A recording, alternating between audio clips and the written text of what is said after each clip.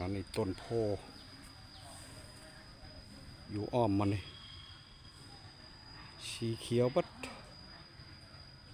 ต้นเดียวสีเหลือง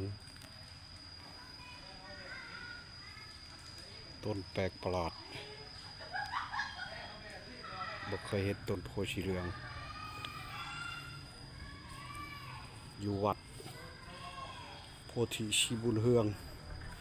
บ้านพีนวัด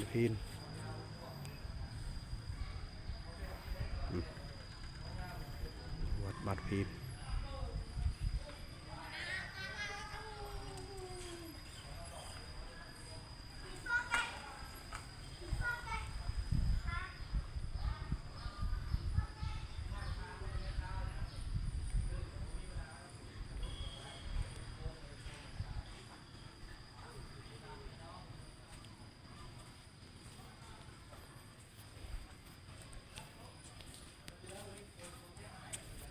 ต้นโพออก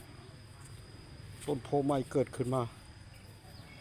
เป็นสีเขียวมันอ่อม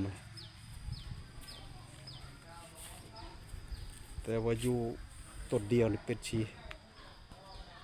เหลือง